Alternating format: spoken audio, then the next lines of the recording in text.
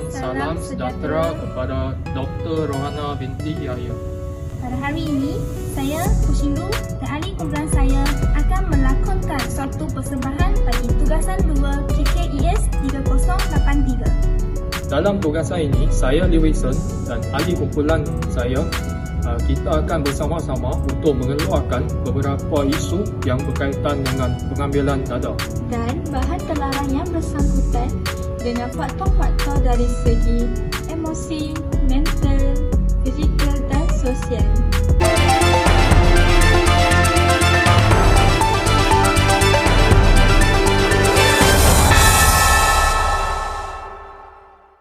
Baik, terima kasih kepada Farah yang berada di seri pentas. Beberapa minggu lalu kita dikejutkan dengan serangan kes tembak-menembak orang awam yang berlaku di kawasan Kuala Mudang. Usaha polis dalam menyerbu geng penagih dada ini dianggap sebagai satu tindakan yang tepat.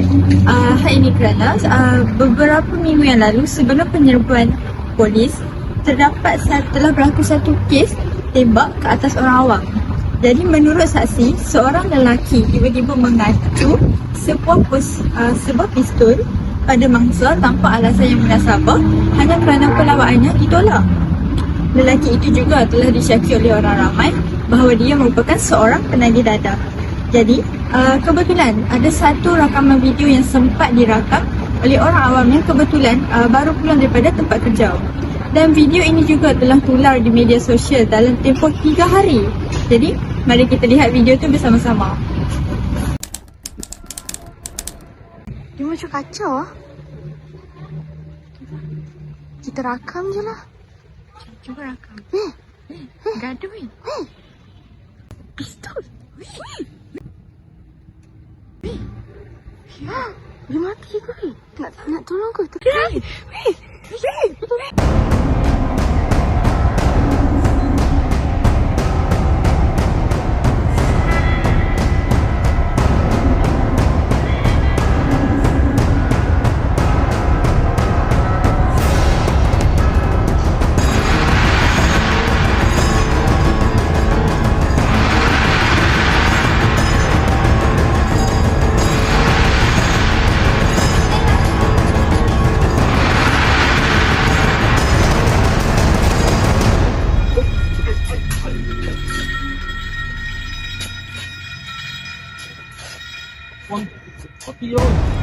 Hati ya.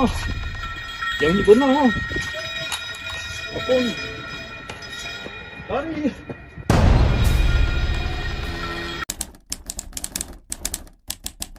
Semua informasi dalam ceramah itu memang berguna dan memberi pengetahuan am kepada saya.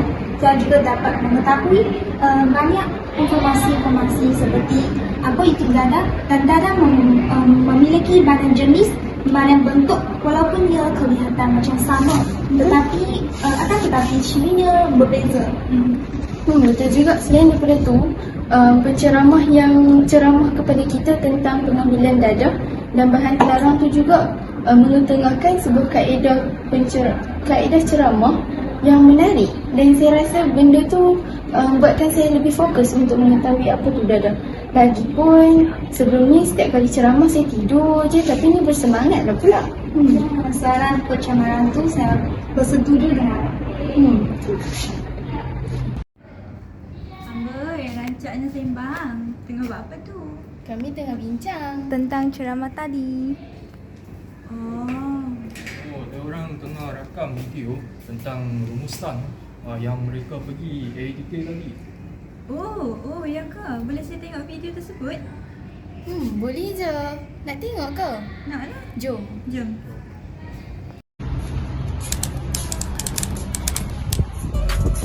Wah, menariknya untuk filem ni. Ruginya rasa saya tak pergi Batin. itulah sama lah sebab lepas saya dengar rumusan daripada Farah dan Ku, saya rasa saya setuju lah dengan mereka punya pandangan sebab saya pun pernah nampak benda sendiri depan mata. Sebab masa ada satu hari tu saya ke rumah makcik saya dan kebetulan saya nampak dia sedang bergelut dengan anak dia yang ambil dadah. Jadi dari situ saya boleh nampak lah kesan buruk dekat anak dia tu sebab anak dia nampak lesu, tak terurus. Macam tu lah. Saya pun tengah nampak Tu satu contoh untuk seorang ibu kan. Sebelum dia ambil ni dadah, yang ni sebenarnya dia biasa je. Dia macam orang biasa, dia boleh jaga anak kan. Lepas dia ambil dadah, kerja dia pun hilang. Anak dia pun tak mampu nak jaga. Lepas tu memang habis lah tu. Semua orang pun tak mau kawan dengan dia. Betul. Jadi dadah ni sebenarnya bagi banyak kesan kepada kita. Terdapat banyaklah isu yang kita boleh keluarkan berhubung dengan masalah pengambilan dadah dan bahan terlarang. Jadi saya rasa kita boleh kedengarkan 4 jenis isu, iaitu isu yang pertama itu masalah kewangan, hubungan dengan keluarga tidak erat, pengaruh rakan sebaya dan penyakitan terhadap penyakit akibat pengambilan dadah ataupun alkohol yang berlebihan. Tahu tak semua, pengambilan dadah memberi kemudaratan kepada kita dari segi fizikal, mental, emosi dan sosial. Oh, ya ke? Ya. Saya rasa saya tahu sebab keempat-empat perkara ini merupakan elemen yang sangat penting dalam kehidupan kita. Jadi yang itulah kita boleh kaitkan dengan pengambilan dadah. Iya, macam yang Kak Fatin katakan tadi tu betul lah, sebab sekiranya 4 faktor penting ini terganggu, mestilah dia akan memberi kesan yang mendalam terutamanya kepada tubuh badan kita. Begitu. Saya rasa apa kata kita dengar sedikit info tentang keempat-empat faktor ini? Boleh? Jom.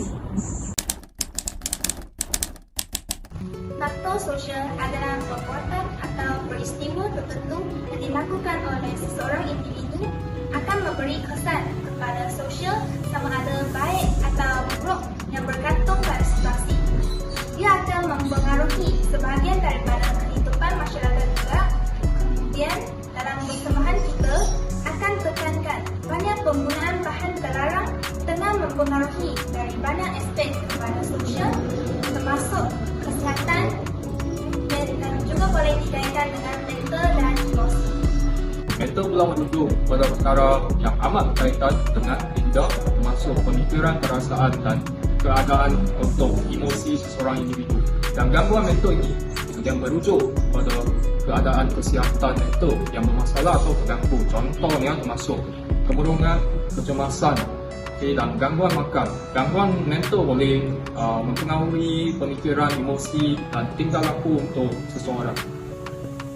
Okey semua, sekarang ni saya akan ceritakan sedikit tentang apa itu faktor fizikal. Faktor fizikal ni adalah faktor yang berkait rapat dengan tubuh badan kita sebenarnya, dan dia mempengaruhi jasmani dan tahap kekuatan diri manusia. Misalnya apa yang saya hendak sampaikan adalah tekanan emosi disebabkan oleh pengambilan dadah ni akan memberi kesan kepada faktor fizikal kita. Misalnya kita akan mengalami beberapa masalah seperti masalah kesihatan, menjangkiti penyakit, dan kesan-kesannya adalah kepada fungsi tubuh badan dan sebagainya. Jadi dekat dalam faktor ini kita banyak tekankan kepada apa yang berlaku kepada tubuh badan kita. Seperti yang kita ketahui, emosi ini sebenarnya dia sangat berkait rapat dengan mental, macam yang Lee sudah terangkan, sebab mental sendiri merupakan satu bentuk pemikiran yang terhasil daripada bahagian otak kita. Jadi dalam pemikiran ini terdapat perasaan atau reaksi yang akan menyumbang kepada emosi. Jadi di sini emosi terbahagi kepada dua, iaitu positif dan juga negatif. Emosi yang positif ini seperti rasa gembira, teruja, seronok dan seseorang akan menjadi lebih aktif. Tapi emosi yang negatif ni pula sebaliknya, seperti rasa sedih, marah, kecewa dan banyak lagi lah. Emosi seseorang tu juga dapat kita lihat daripada mimik muka dia. Sebagai contoh, bila dia rasa gembira, dia akan tersenyum. Dan kalau dia rasa sedih, dia akan kelihatan murung dan juga rasa macam nak marah orang kan. Macam tu lah.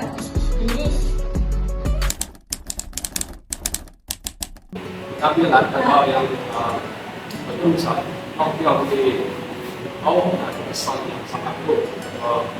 Dan itu semua orang kalau dalam pengambilan dadah ni kan, orang itu dia mesti akan lihat atau dia akan dengar perkara-perkara yang sebenarnya tak wujud. Lepas tu untuk ni dia mungkin boleh lakukan tindakan yang agresif terhadap orang lain. Remaja yang masalah memilih kawan akan mudah terjebak dalam pola sosial aktif seperti penggunaan barang. Itu perkara depresi itu boleh berlaku apabila seseorang tidak larangan. Dan larangan itu akan mengganggu seseorang, mental dia akan terganggu atau dia mungkin akan melakukan perkara seperti merokok, melakuk dan sebagainya. Sebab kan juga berkaitan dengan kepikiran pada otak dia, sama ada ke arah positif atau negatif. Jadi daripada mental ni, kita boleh lihat belajar seseorang dalam gembira, takut, marah, kecewa dan sebagainya. Jadi lagi pada ni sepertinya mental dia tapi dia tak stabil. Jadi berlakulah perkara yang tidak stabil seperti yang saya cakap tadi, yang betul bernampak kan.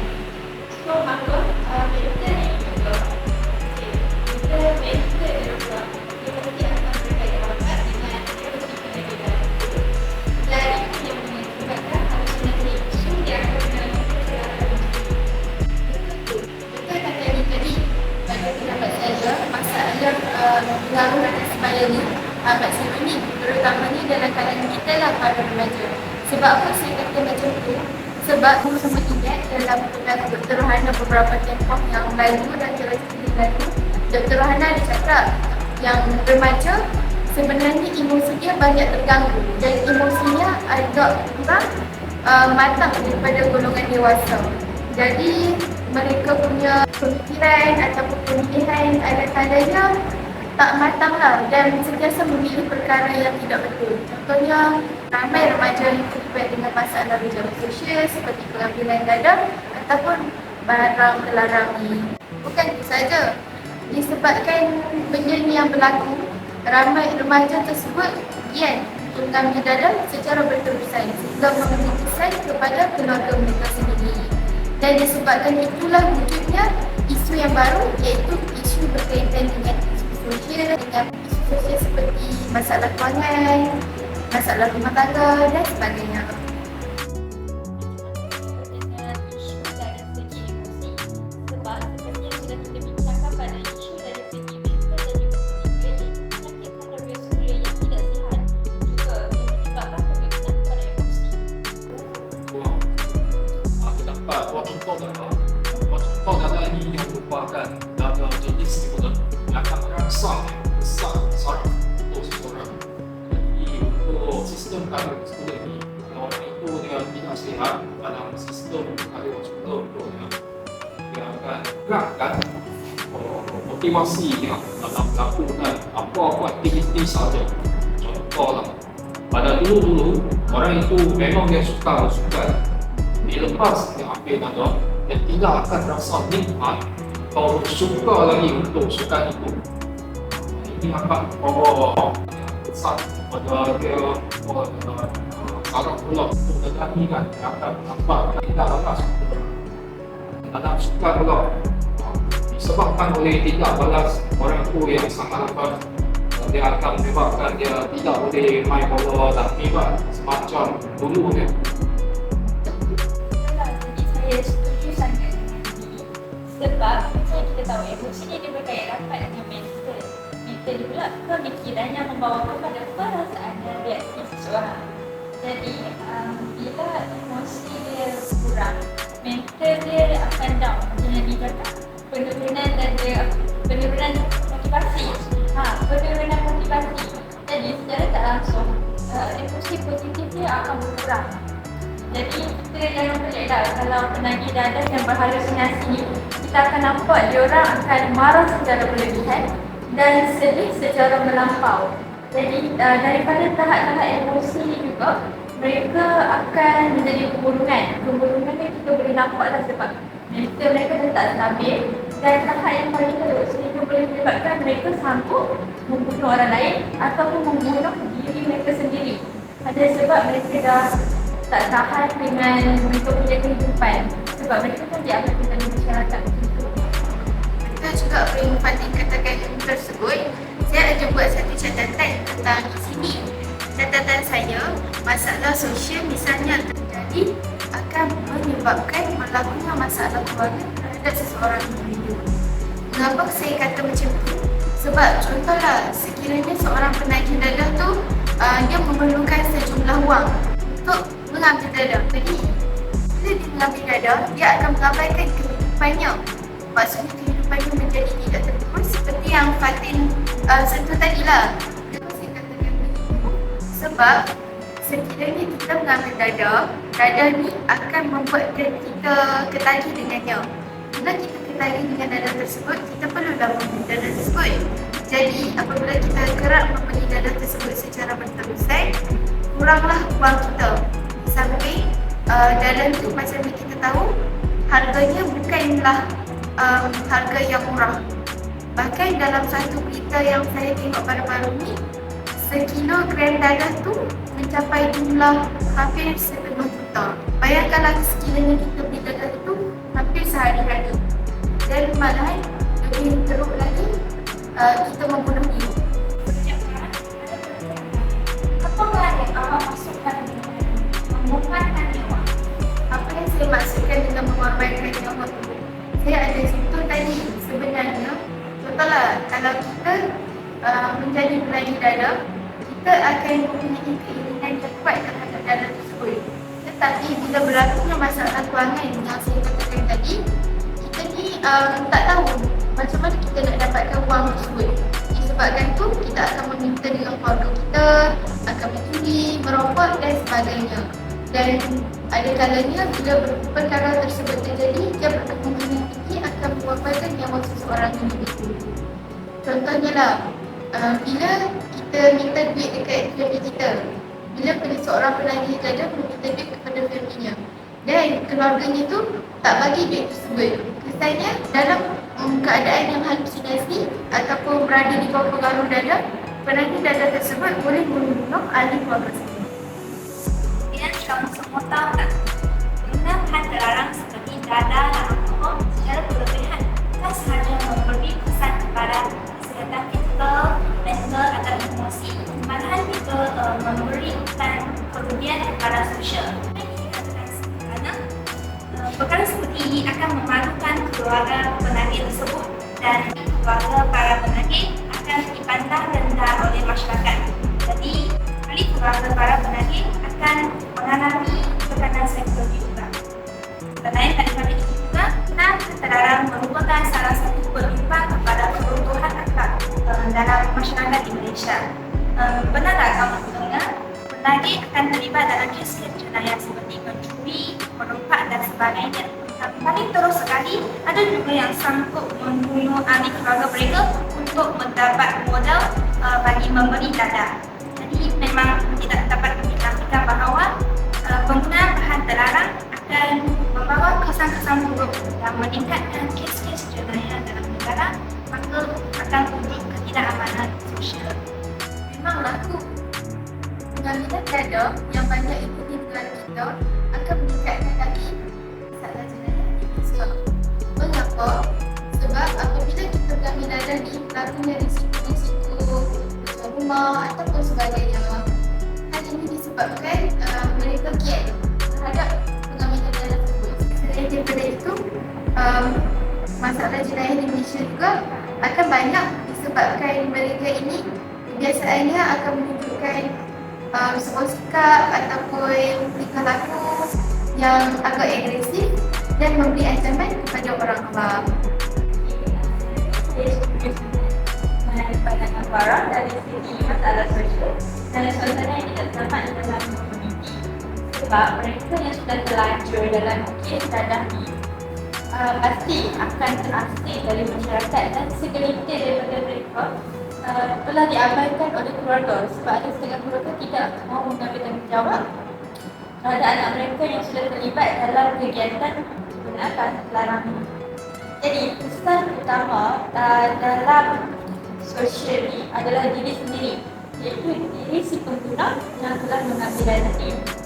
Sebab apabila diri dia sendiri telah diabaikan oleh orang di sekelilingnya, secara tidak langsung dia ada sokongan ataupun dorongan daripada orang lain untuk membantu dia melawan ketagihan menghadapi melawan ketagihan daripada mengambil dadah. Jadi bila diri dia sendiri telah diabaikan orang lain, jadi mestilah dia sendiri juga akan mengabaikan diri dia.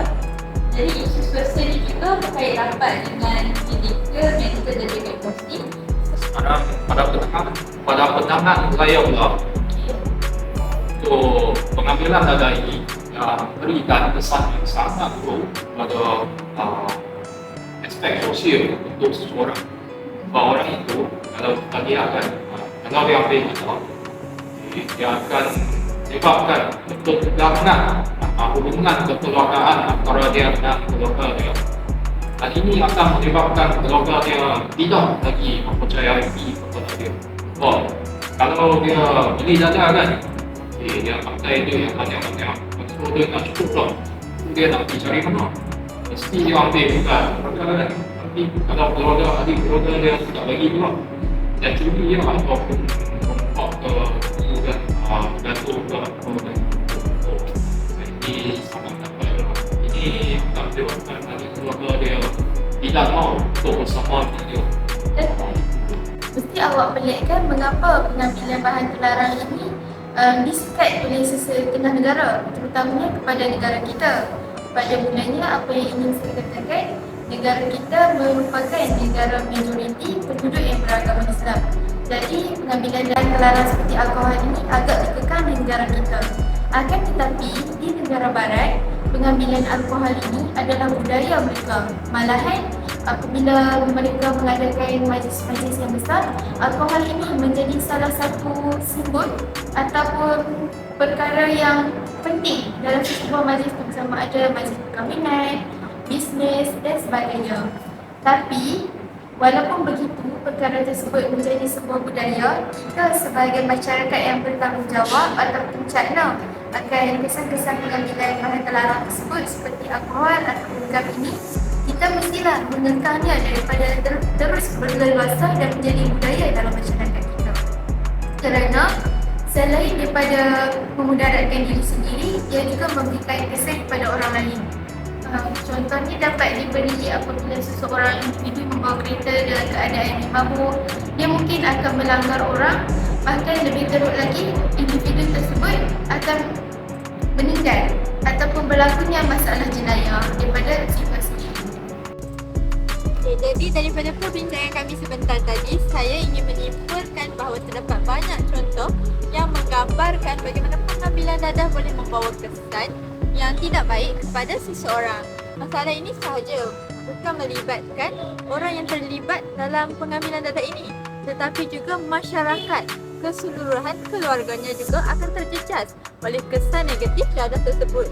Jadi, di sini usaha pencegahan dan pemulihan adalah penting dalam mengatasi masalah dadah ini, dan juga terima kasih semua atas perbincangan yang baik. Terima kasih.